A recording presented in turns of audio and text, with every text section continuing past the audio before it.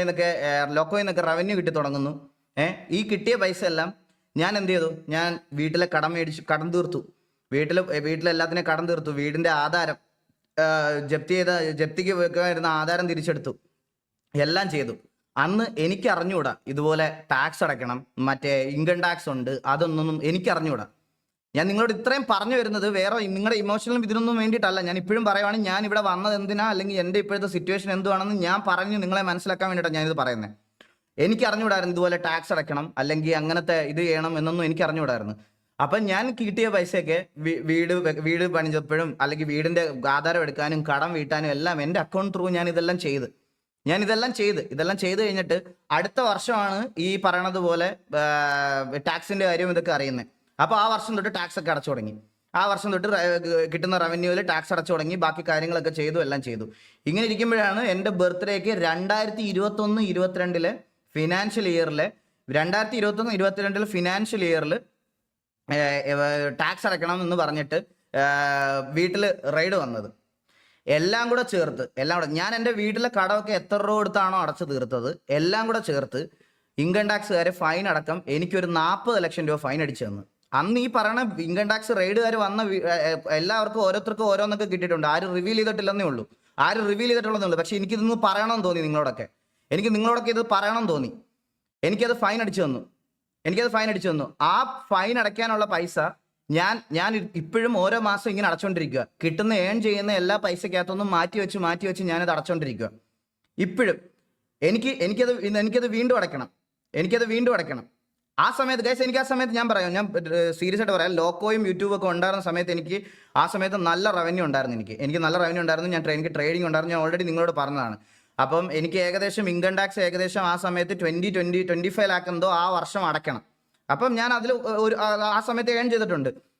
അതിൻ്റെ ഇതോടെ ചേർത്ത് ഇത്രയും എല്ലാം കൂടെ ചേർത്ത് ഫൈനും എല്ലാം കൂടെ ചേർത്ത് ഏകദേശം ഇത്ര എമൗണ്ട് എനിക്ക് അവർ അടിച്ചു തന്നതിന് ശേഷം ഞാൻ കുറെ റിക്വസ്റ്റ് ചെയ്തു. ഞാൻ അവരോട്, സാർ എനിക്ക് എന്തെങ്കിലും ഒരു ഇളവ് തരണം, അല്ലെങ്കിൽ ഈ പറയണത് പോലെ എന്തെങ്കിലും ഒരു ഇത് ചെയ്തു തരണം, ഞാൻ ഇനിയുള്ള എല്ലാ വർഷങ്ങളിലും പ്രോപ്പറായിട്ട് പൊക്കോളാം, ഞാനിത് അടച്ചു തീർത്തോ എന്നുള്ള രീതിയിൽ പറഞ്ഞു. എനിക്ക് അങ്ങനെ ഒരു ഇത് കിട്ടിയിട്ടില്ല. എനിക്കത് ഇപ്പോഴും അടയ്ക്കണം. എൻ്റെ സ്വന്തം ചേച്ചിയുടെ കല്യാണമായിരുന്നു കഴിഞ്ഞ ദിവസം. ഞാൻ പോയില്ല. എൻ്റെ സ്വന്തം ചേച്ചിയുടെ റിസപ്ഷനാണ് മറ്റന്നാ. എനിക്ക് ഇവിടുന്ന് പോകാൻ പറ്റത്തില്ല. ഞാൻ ദുബായ് വന്നത് എന്തിനാണെന്ന് ഞാൻ നിങ്ങളോട് പറഞ്ഞുതരാം. ഒന്നാമത്തെ കാര്യം, ദുബായിൽ വന്നത് ഞാൻ ഇവിടെ വന്ന് ഇതിൻ്റെ കൂടെ എൻ്റെ ജോലിയും കൂടെ ചെയ്ത് എനിക്കിതെല്ലാം എത്രയും പെട്ടെന്ന് മാറ്റണം.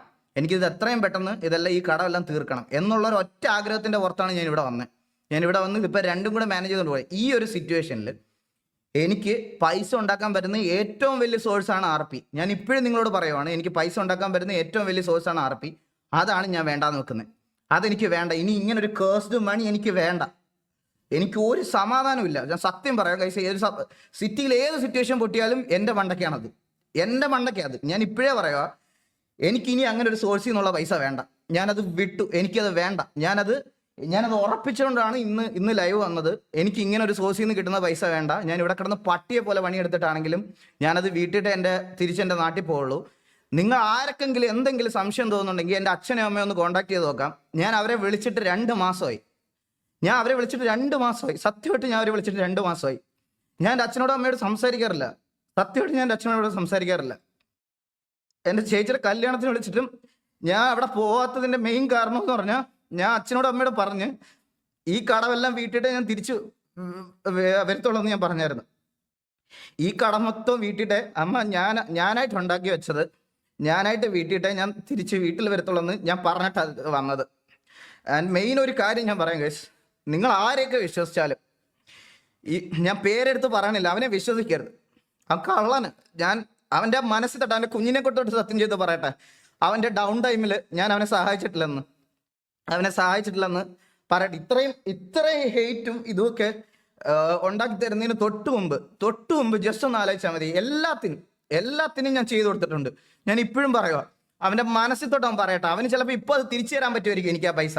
പക്ഷെ ആ സമയത്ത് ഞാൻ അതൊക്കെ ഹെൽപ്പ് ചെയ്തു. ഞാനിത് റിവീൽ ചെയ്യില്ലെന്ന് വിചാരിച്ചാണ് ഗൈസ്. പക്ഷെ മറ്റേ നമ്മുടെ വജീറ്റയുടെ അച്ഛനെയും അമ്മയൊക്കെ ഇതിനകത്തോട്ട് കഴിഞ്ഞ ദിവസം അവൻ്റെ ലൈവിൽ ഇരുന്ന് ഡ്രാഗ് ചെയ്യുന്നത് ഞാൻ കണ്ടായിരുന്നു. സഹായിച്ചതിൻ്റെ പേരിൽ ഡ്രാഗ് ചെയ്യണമെന്ന് ഞാൻ കണ്ടായിരുന്നു. അതുകൊണ്ടാണ് ഞാൻ പറയണ ഗൈസ്, ഇങ്ങനെ ഒരു കേഴ്സ്ഡ് മണി എനിക്കിനി വേണ്ട. എനിക്കിനി സത്യമായിട്ടും വേണ്ട. ഈ റവന്യൂ ഞാൻ വേണ്ടാന്ന് വെക്കാൻ പോവാണ്. ആൻഡ് ഇപ്പോഴും ഞാൻ നിങ്ങളുടെ അടുത്ത് പറയണ ഒറ്റ കാര്യം എന്ന് പറഞ്ഞാൽ TV പരന്തുവാസം എന്ന് പറയുന്ന ഒരു ക്യാരക്ടർ ഇനി ഉണ്ടാവില്ല, ഇനി ഉണ്ടാവത്തില്ല. അതിനി നിങ്ങൾ എന്ത് ചെയ്തിട്ടായാലും ആരെ വിശ്വസിച്ചാലും ഇവനെ വിശ്വസിക്കരുത്. അത് എനിക്ക് പറയാതിരിക്കാൻ പറ്റത്തില്ല.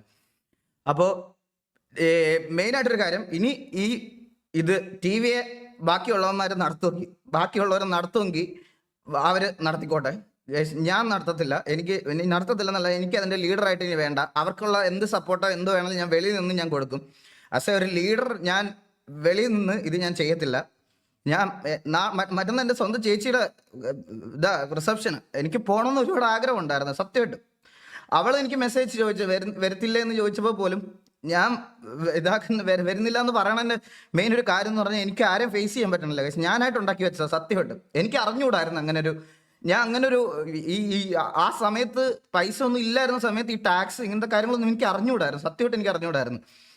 അപ്പോൾ ഇങ്ങനൊരു ബേർഡൻ ഞാനായിട്ട് ഉണ്ടാക്കി വെച്ചതാണ്. അപ്പോൾ അത് ഞാനായിട്ട് ഇനി വീട്ടിട്ട് ഞാൻ ഇനി തിരിച്ച് നാട്ടിലോട്ട് വരുത്തുള്ളൂ. അതുകൊണ്ട് എനിക്ക് ഈ പൈസക്കൊക്കെ മുകളിൽ എനിക്ക് എൻ്റെ ഫാമിലിയാണ് വലുത്.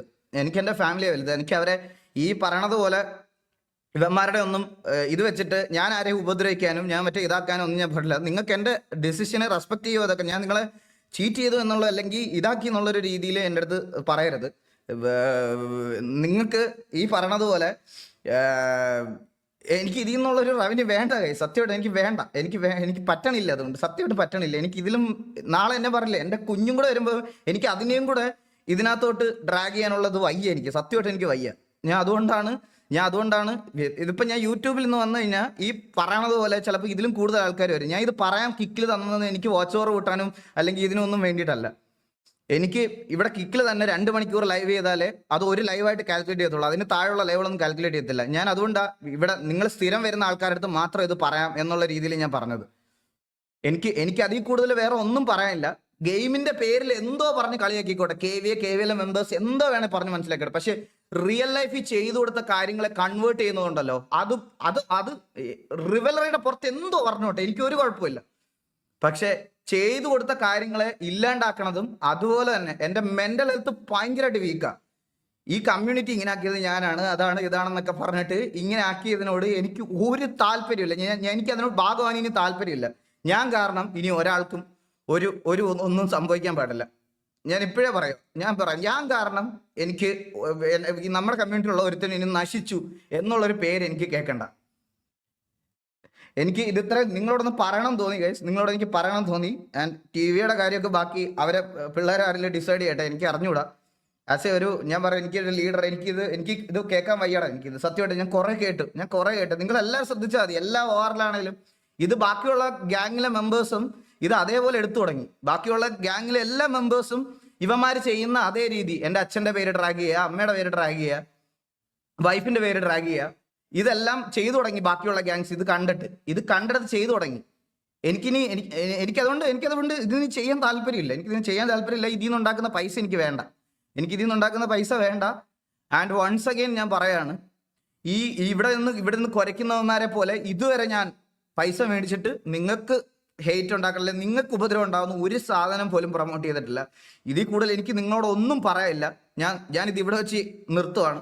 ഞാൻ ഇനി ഒരു അടുത്ത ലൈവ്, അത് ചിലപ്പോൾ ഞാൻ നാളെ വരാം, ഞാൻ മറ്റന്നാൾ വരാം. ഞാൻ വരും.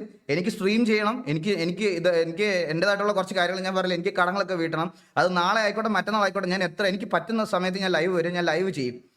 നിങ്ങൾക്ക് ഞാൻ ഈ നശിച്ച സാധനം ഒഴിച്ച് ഞാൻ ബാക്കി എന്ത് വേണേൽ കളിക്കും. ഞാൻ എല്ലാം കളിക്കാൻ റെഡിയാണ്. പക്ഷെ ഇതിലേക്ക് ഇനി ഞാനില്ല.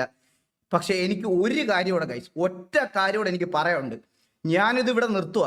ഇവിടെ നിർത്തുന്നിടത്ത് ഈ കഴിവുള്ളവന്മാരുണ്ടല്ലോ, ഇത്രയും കഴിവുള്ളവന്മാരുണ്ടല്ലോ, ഇവന്മാർ പ്രൂവ് ചെയ്ത് കാണിക്കണം.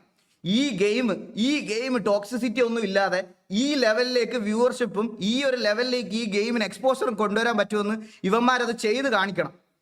അവിടെ ഞാൻ നിർത്തുക. ഇതെൻ്റെ ഒരു വെല്ലുവിളി. നിനക്കൊക്കെ പറ്റുമെങ്കിൽ 1 വർഷം മുമ്പ് 2 വർഷം മുമ്പ് നടന്ന കാര്യങ്ങൾ വെച്ചിരുന്ന് കൊണയ്ക്കാതെ ഇത് ചെയ്ത് കാണിച്ചിട്ട് നീയൊക്കെ പോ. അതൊക്കെ ചെയ്ത് കാണിച്ചിട്ട് പോ. ഞാൻ നിങ്ങളുടെ ഒന്നുകൂടെ പറയാണ്, എൻ്റെ പ്രൈം ടൈമിൽ ഞാൻ ഇതിൽ നിന്ന് റിട്ടയർ ചെയ്യും. നാളെ ഒരുത്തനും പറയത്തില്ല വ്യൂവർഷിപ്പ് ഇല്ലാത്തതിൻ്റെ പേരിൽ ഞാൻ ഇത് നിർത്തിയെന്ന്.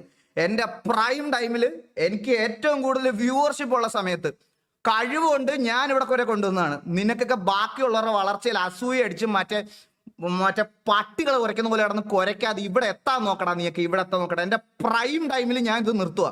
നിനക്കൊക്കെ ഇത് ചെയ്യാൻ പറ്റുമെങ്കിൽ നീയൊക്കെ ചെയ്ത് കാണിക്കുക, എന്നിട്ട് വർത്താനം പറ. എന്നിട്ട് എൻ്റെ പ്രൈം ടൈമിൽ ഞാനിത് നിർത്തുവാണ്. ഇത്രയും രീതിയിൽ ഈ ഗെയിം എത്തിച്ചിട്ട് ഈ ഗെയിം ഞാൻ എന്നേക്കുമായിട്ട് നിർത്തുക. നിനക്കൊക്കെ ഇത് ചെയ്യാൻ പറ്റുമെങ്കിൽ ഇവിടെ ഇനി ചെയ്ത് കാണിക്കുക. ഇതിൽ കൂടുതൽ എനിക്ക് നിങ്ങളോടൊന്നും പറയാനില്ല ഗൈസ്. എനിക്ക് പറയേണ്ട കാര്യങ്ങൾ നിങ്ങളടുത്ത് പറയണമെന്ന് തോന്നി. ഇനി ഞാനിത് ചെയ്യും. ബാക്കി ഞാൻ എന്തായാലും ഞാൻ സ്ട്രീം ചെയ്യും. ഞാൻ സ്ട്രീം ചെയ്യാതിരിക്കത്തില്ല. ഞാൻ ഉറപ്പായിട്ട് സ്ട്രീം ചെയ്യും. ആൻഡ് ഇതിന്റെ പേരിൽ ഇനി എൻ്റെ പേരിൽ അടി ഈ കമ്മ്യൂണിറ്റിയിൽ വേണ്ട. ഞാൻ കാരണം ആൾക്കാർ തമ്മിലടിക്കുന്നു, തമ്മിൽ പിരിയുന്നു എന്നുള്ളവരൊന്നും വേണ്ട. ഈ എൻ്റെ സൈഡിൽ നിന്ന് ഇനി ഒരാൾക്കും ഹേറ്റ്, ഈ ഒരു ലൈവോടുകൂടി ഒരാൾക്ക് ഹേറ്റ് വരാനും ഒന്നും പാടില്ല. ഇതിന്റെ പേരിൽ വേറൊരാളുടെ ഇതിനകത്ത് പോയി നിങ്ങൾ ചീത്ത വിളിക്കാനും പറയാനും ഒന്നും നിൽക്കണ്ട. ഇതിവിടെ വിട്ടേരെ, തീർന്നു. ഞാനായിട്ട് തന്നെ ഇത് എൻ്റെ പേ ചെയ്യണതാണ്, വേറെ ആരും പറഞ്ഞിട്ടല്ല. ഞാനായിട്ട് തന്നെ എൻ്റെ പേ ആണ്. ഇതിൽ കൂടുതലിന്റെ അപ്പുറത്തോട്ട് ദയവേത് നിങ്ങൾ അവിടെ ഇവിടെയൊക്കെ പോയി ഓരോരുത്തന്മാരുടെ ഓരോന്ന് പറഞ്ഞ് എന്നെ വീണ്ടും ഇതിനകത്തോട്ട് ഡ്രാഗ് ചെയ്യരുത്. എനിക്ക് അത്രേ ഉള്ളൂ നിങ്ങളുടെ റിക്വസ്റ്റ്. ഇതിൽ കൂടുതൽ എനിക്ക് പറയാനില്ല. ആൻഡ് ഞാൻ ഇത് നിർത്തുക ഗൈസ്. അപ്പോൾ എനിക്ക് ഇത്രേ പറയാനുള്ളായിരുന്നു. എനിക്ക് ഇതിൽ കൂടുതൽ വേറൊന്നും നിങ്ങളോടൊന്നും പറയാനില്ല. ഞാൻ ഇത് അവസാനിപ്പിക്കുകയാണ്. നാളെ ഇനി തൊട്ട് പരുന്തു വാസു എന്ന് പറയുന്ന ഒരു ക്യാരക്ടറായിട്ട് നിങ്ങളുടെ മുമ്പിൽ വന്നിട്ട് ഞാൻ സംസാരിക്കത്തില്ല. ഞാൻ പറയാനുള്ള കാര്യങ്ങൾ പറഞ്ഞു കഴിഞ്ഞു. ഞാൻ ഇതിൽ കൂടുതൽ ഞാൻ ആരെയും ടി വിയിലെ പിള്ളേരെ ഒന്നും ഇതിനകത്തോട്ട് വിളിക്കാത്തത് എനിക്ക് അവരുടെ അടുത്തോട് സംസാരിക്കാനുള്ള രീതിയില്ല. ഞാനത് എനിക്കതൊട്ടും പറ്റത്തില്ല. അതുകൊണ്ട് ഞാൻ ഇന്നലെ എല്ലാവരുടെ വിളിച്ച് സംസാരിച്ചിട്ടാണ് ഞാൻ ഇങ്ങനെ ഒരു ഡിസിഷൻ എടുത്തത്. അതുകൊണ്ട് ഞാൻ അതിൽ കൂടുതൽ വേറെ ഒന്നും എനിക്ക് വേണ്ട. അപ്പോൾ ഞാൻ ഇത് നിർത്താണ്. ബാക്കി അപ്പോൾ എല്ലാവരും അടുത്ത സ്ട്രീം